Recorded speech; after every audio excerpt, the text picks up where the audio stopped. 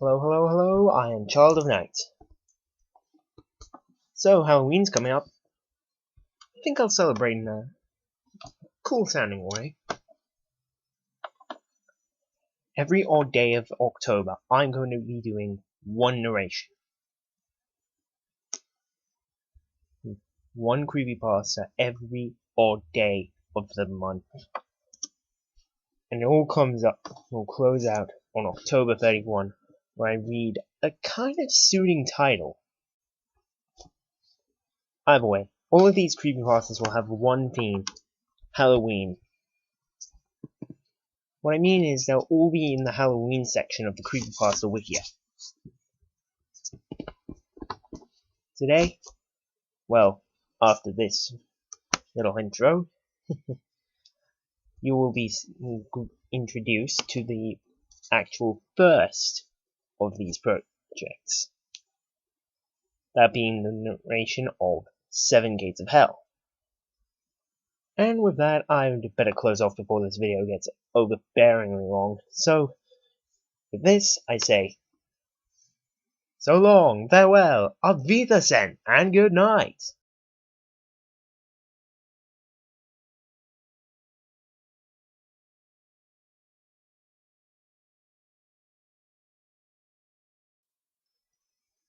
Some say on Halloween night, if you go past 7 black gates, you will see the 7 gates of hell. I thought it was a myth at first, until I tried it out. I went past 7 black gates around my neighborhood. Then when I went to sleep, my dreams were in furious fire. Then it stopped.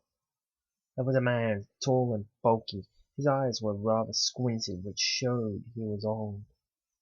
His legs and hands were thin, and looked like he could barely support his weight. He spoke. He spoke with a scratchy and dying tone.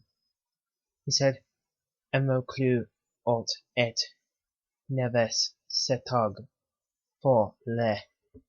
He chuckled and opened the gate. My whole body became numb. Moving on its own, I couldn't fight it. Struggling did not work. I gave up trying to fight it and struggled. Without control, I went past the first gate. Gate 1. I saw fire showing the corpses that were horribly mutilated, desecrated, and burnt. They were sobbing so loudly that I couldn't hear the crackles of the fire. One came to me, with one eye and bullet holes all over him. He said, "We are the desecrated corpses who did not get a proper burial. We are here to stay until the judgment day." I went past him into the second gate. It was in a building. Gate 2. I was in a dungeon.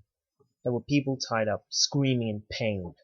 One was being sawed in half, very slowly, and his body kept heaving, ready to be sawed again. One was in the Iron Maiden with the door being closed and open, and the body looked as normal as ever. A man in an executioner's mask said to me, "We are the torturers, tortured by our own devices." I went past him to the exit. I walked to the third gate. Gate 3. This time I was in a forest. This time it was silent except for a few yells. There was a man hanging on a noose. Another one fell off a cliff, reappearing and falling off again. I was running. Away from what I saw was a horribly burnt woman chasing after me. I already knew what this one was. These were the people who committed suicide. I ran into the fourth gate. It was in a palace. Gate 4. I was in there. I saw emperors, politicians, and other wealthy people. An emperor was being gnawed by lions. When the lion ripped a limb out or slashed him, the part grew back, and the wound healed. The politician was being beaten by what looked like the shadows in prisoners' clothes. A man in a suit came to me and said, "We are the corrupted. The people who use our power to help ourselves, not the people." I walked to the next gate, the 5th. Gate 5. I was in another room. There was a man tied up on a bed, lashed by floating, spiky level whips. A woman was being burned by a lighter, but her screams and cries were muffled by a cloth that was used as a gag. A rather large man came up to me and said, "We are the molesters and the sex offenders, paying for our crimes on earth." I ran to the 6th gate.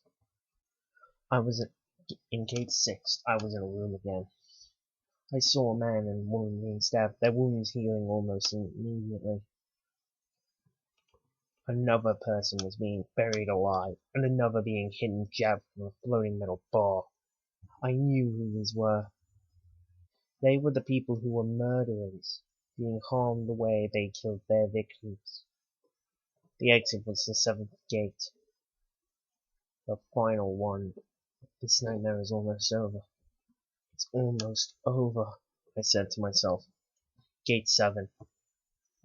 I was outside. There was a man wearing a shroud over his head, coated with explosives. He blew up, regenerated, and blew up again. Another was being beaten, stabbed by sharp metal objects, and burned by torches, lighters, and matches. They were being held by people who looked like shadows. One of them came to me and said, "They are the mass murderers, the terrorists, and suicide bombers. I am a shadow of one of his victims, beating him and taking revenge for killing us on Earth." I ran to the exit. When I woke up in the morning, I was horribly scared. The images of what I saw ran through my head. In fact, that was all I was thinking for the whole year. It became Halloween again. I didn't dare to go outside at night. I just went to bed. It took me a while to sleep. When I did, I was in front of the first gate of hell. There was a teenager like me. He was staring at me. He was shocked to see me. My body became numb. I could not control myself. I said to him in a scratching, dying tone, "Emoclu ot et neves setag for le."